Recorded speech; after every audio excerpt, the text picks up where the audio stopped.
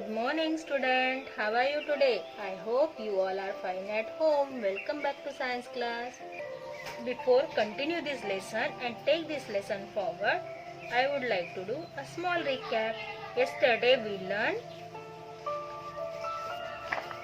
irritability, nutrition, growth and movement, respiration. Today we learn the characteristics of 6 excretion. आज हम पढ़ेंगे character number 6 excretion. First of all, you take your pencil or highlighter in your hand and I will tell you which sentence is highlighted. You highlight this sentence. Okay? Shall we start? Then start. Character number 6 excretion. आज हम पढ़ेंगे excretion के बारे में. All living things must remove poisonous waste from their bodies. सभी जो सजीव होते हैं वो अपने शरीर में से गंदगी को या फिर पॉइजनस मतलब जो हमारे बॉडी में टॉक्सिक कंपाउंड होते हैं, जहरीले कंपाउंड होते हैं या जहरीले जो चीजें होती है वो शरीर के बाहर फेंकना जरूरी होता है, क्योंकि ये जो जहरीली चीजें होती है ये हमारे बॉडी में कहीं ना कहीं डैमेज करती है, हमारे वेन्स को या हमारे बॉडी पार्ट्स को डैमेज करती है. तो इस वेस्ट को बॉडी के बाहर फेंकना जरूरी होता है. The food eaten by animal is converted into energy and during the process of this conversion waste products are formed. देखो, जितने भी एनिमल्स होते हैं वो फूड को खाते हैं, है ना.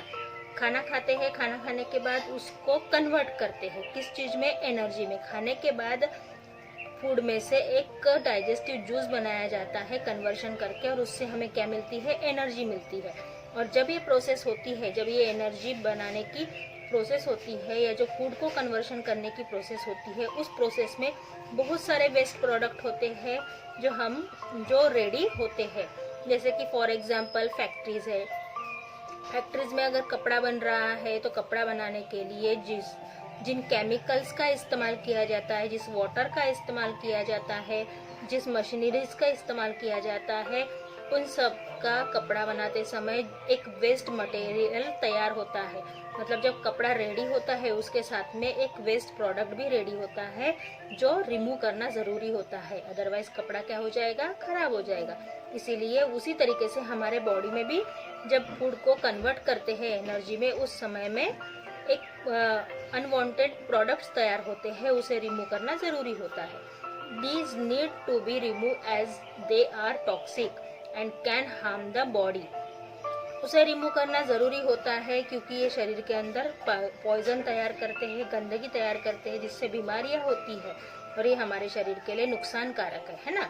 The process of removal of this toxic substance is called excretion. ऐसी प्रोसेस, ऐसी क्रिया जिसमें सारे शरीर के अंदर की गंदगी को, पॉइजनस चीजों को बाहर फेंका जाता है, उसे क्या कहा जाता है, एक्सक्रीशन.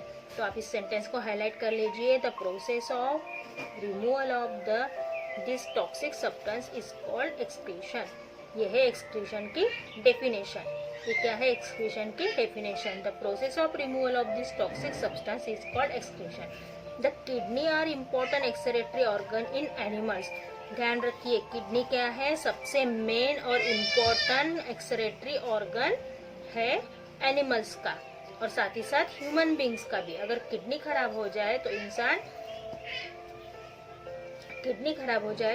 जीवित नहीं रह सकता. इंसान के पास 2 किडनीज होती है, 2 में से एक खराब हो जाए तो इंसान जीवित नहीं रह पाएगा. ठीक है. In plant the toxins are remove by the roots. पेड़ों में टॉक्सिन कहाँ से निकलता है? जैसे हमारे बॉडी में से टॉक्सिन यूरिन और लैट्रिन के तौर पर निकलता है, उसी तरीके से प्लांट में टॉक्सिन कहाँ से निकलता है? रूट में से निकलता है. रूट में से वो बाहर जमीन के अंदर चला जाता है. We must have heard about people who need a kidney transplantation. आपने सुना ही होगा कि लोगों को किडनी ट्रांसप्लांट करना पड़ता है, मतलब दोबारा लगाना पड़ता है या उसकी रिप्लेसमेंट में खराब किडनी को निकालकर नई किडनी बैठाना पड़ता है. तो उसको क्या कहा जाता है? Kidney transplantation. This is because their kidneys have stopped working. क्योंकि ये क्यों करना पड़ता है? क्योंकि उनकी किडनियां काम करना बंद कर देती है. Such patient have a undergo dialysis. और ऐसे पेशेंट को डायलिसिस करना पड़ता है, मतलब बार बार शरीर में से गंदगी को बाहर निकालने की जरूरत पड़ती है, डॉक्टर के पास जाना पड़ता है और इस गंदगी को रिमूव करना पड़ता है। The process of dialysis artificially remove the toxic from the body, otherwise the patient will die. ये एक ऐसी प्रोसेस है, डायलिसिस एक ऐसी प्रोसेस है जिसमें शरीर के अंदर की जितने भी केमिकल्स है, जितनी भी पॉइजनस चीजें हैं, उनको शरीर के बाहर छोड़ना होता है। अगर ऐसा नहीं किया गया तो पेशेंट क्या हो जाएगा, मर जाएगा, है ना। तो आपको एक्सक्रीशन समझ में आया। एक्सक्रीशन क्या है, एक ऐसी प्रोसेस है जो बॉडी में से टॉक्सिक कंपाउंड को, टॉक्सिक सब्सटेंस को रिमूव करने की प्रोसेस को क्या कहा जाता है, एक्सक्रीशन। टॉक्सिक कंपाउंड को, टॉक्सिक सब्सटेंस को रिमूव करने की प्रोसेस को क्या कहा जाता है, एक्सक्रीशन। और एक्सक्रीशन ये प्रोसेस जरूरी है, अदरवाइज जो एनिमल्स, ह्यूमन बीइंग और प्लांट्स है वो क्या हो जाएंगे, डाई हो जाएंगे। Non living thing do not excrete. Non living thing को ये कैरेक्टर भी जरूरी नहीं होता है, एक्सक्रीशन की उनको जरूरत ही नहीं होती, क्योंकि उनमें जान है क्या, नहीं है। अब हम पढ़ेंगे सेवन टॉपिक, रिप्रोडक्शन। रिप्रोडक्शन मतलब अपने जैसे ही दूसरे जानवर को या अपने जैसे ही दूसरे प्रोडक्ट को तैयार करना। जैसे कि हम देखते हैं कि एक ही तरीके की साबुन बार बार दिखाई देती है, एक ही तरीके के चीजें हमको बार बार दिखाई देती, क्योंकि हम उसके जैसी ही चीज दूसरी बनाते हैं, है ना। तो यहाँ पर भी हमारे जैसे ही दिखने वाला, हमारे जैसे ही बोलने वाला, हमारे जैसे ही चलने वाले बेबीज को हम जन्म देते हैं, ठीक है, बर्थ देते हैं, तो उसको क्या कहा जाता है, रिप्रोडक्शन, ठीक है। All living thing reproduce in order to ensure the survival of their species. सभी सजीवों को रिप्रोडक्शन होता है, मतलब सभी जितने भी जीवित लोग हैं, प्लांट है, एनिमल्स है, ह्यूमन बीइंग्स है, ये रिप्रोड्यूस करते हैं। क्योंकि अगर ऐसा नहीं होगा तो उनके जैसी, मतलब उनकी स्पेसीज, जैसे काऊ है, अगर काऊ रिप्रोड्यूस नहीं करेगी तो आगे चलकर कुछ सालों के बाद, जैसे डायनासोर हमारे अर्थ से चले गए हैं, दिखाई नहीं देते, एग्जिस्ट हो गए हैं, उसी तरीके से अगर काऊ रिप्रोड्यूस नहीं करेगी तो बाकी के जो एनिमल्स, काउज है, वो आने वाली पीढ़ियों को काऊ क्या थी वो सिर्फ पिक्चर्स में ही दिखाई देगा, हमें दिखाई देगा नहीं। मतलब अपनी स्पेसिस को, अपने तरीके के लोगों को जीवित रखने के लिए रिप्रोडक्शन की प्रक्रिया जरूरी होती है। This is because non living thing can live for ever, क्योंकि निर्जीव वस्तुएं जो होती है, जो नॉन लिविंग थिंग्स होती है, वो सालों साल जीवित जैसी की वैसी रह सकती, पीढ़ी दर पीढ़ी, पर यहाँ पर ये चीजें जीवित नहीं रह सकती। All living thing one day die. सभी सजीव जो है एक दिन मर जाएंगे।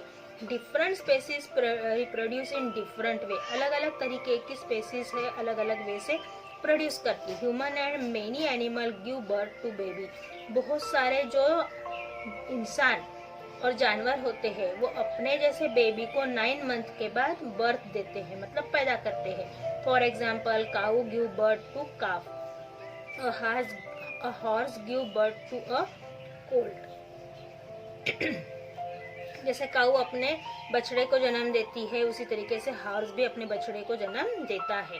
Birds lay eggs. सारे तरीके के जो बर्ड्स होते हैं वो एग्स देते हैं। When an eggs hatch the baby bird एमरीज।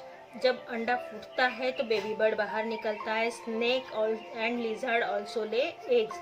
Snake जो है, जो सांप है या फिर जो चिपकली है, वो भी अंडे देती है। Plant produce seed. पेड़ क्या देते हैं, सीड देते हैं। The seed on germination develop into a new plant. और वो सीड लगाने के बाद एक नया पौधा तैयार होता है। मतलब रिप्रोडक्शन, अपनी स्पेसीज को, अपनी प्रजातियों को बचाने के लिए रिप्रोडक्शन की प्रक्रिया की जाती है।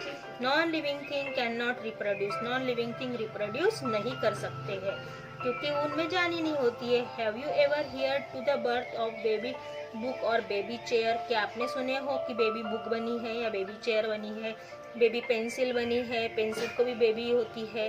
अगर ऐसा हुआ रहता तो हमें कोई चीज खरीदनी ही नहीं पड़ती, है कि नहीं? हमें कोई चीज खरीदनी ही नहीं पड़ती, सारी चीज हमें अपने आप ही मिल जाती है ना। Okay, see you soon, bye bye.